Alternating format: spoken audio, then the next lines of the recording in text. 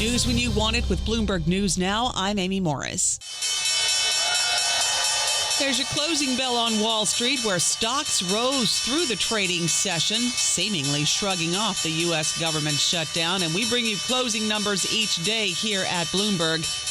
The S&P 500 gained 23 points. NASDAQ gained 95. The Dow gained 43 points. The 10-year Treasury yield at 4.1%. The 2-year yield at 3.54%. White House Budget Director Russell Vought is planning to swiftly dismiss federal workers, a sign that Republicans will lean into some hardball tactics to pressure Democrats to cave to end the government shutdown. Vought told House lawmakers that some federal agencies will move to terminate workers within 1 to 2 days. That's according to people familiar with those remarks. They wanted anonymity to discuss a private meeting.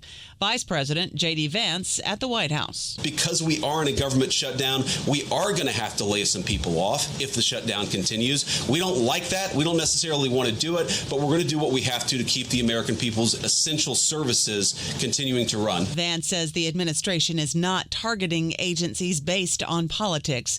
This is the first government shutdown in nearly 7 years and the third under President Trump. Democrats and Republicans have shown no signs of resolving their deadlock. The chairman of the House Democratic Caucus, Pete Aguilar, says Republican leaders may promise to negotiate on health care later in the year.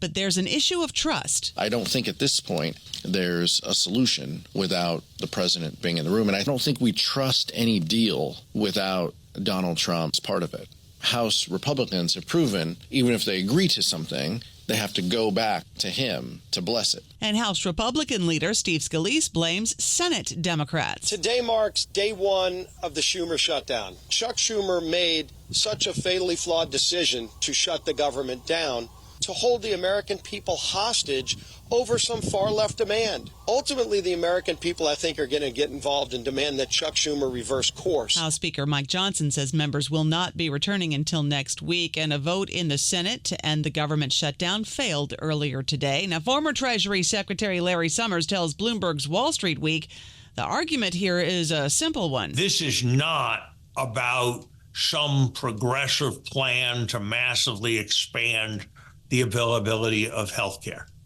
This is about preserving what we have for millions of Americans. And I think it will be very dangerous if this is removed. Former Treasury Secretary Larry Summers is a Wall Street Week contributor.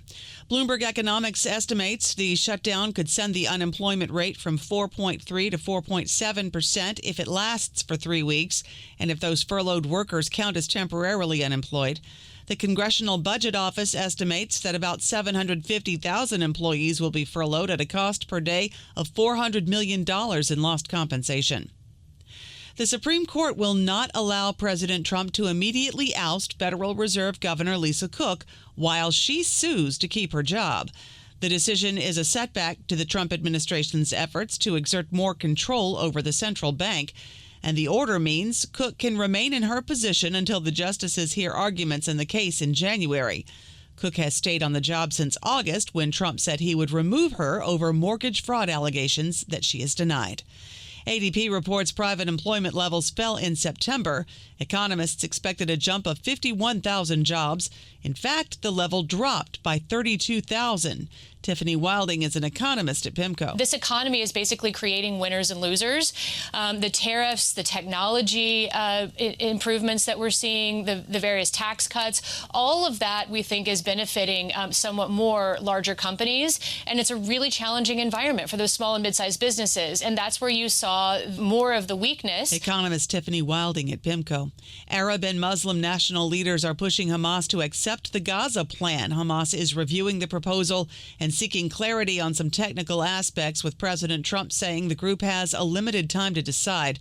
The plan has been endorsed by foreign ministers of several countries, including Saudi Arabia, Jordan, and Egypt, and offers amnesty to those who commit to peaceful coexistence and safe passage to leave. Jane Goodall has died. Goodall's groundbreaking discovery that chimps use tools like crumpled leaves to get water challenged the common view that tool use was a distinctly human trait. She founded the Jane Goodall Institute, which supports research and community-centered conservation programs. and was appointed a Dame of the British Empire and a Messenger of Peace by the United Nations. Jane Goodall was 91 years old. That's news when you want it with Bloomberg News Now. I'm Amy Morris. This is Bloomberg.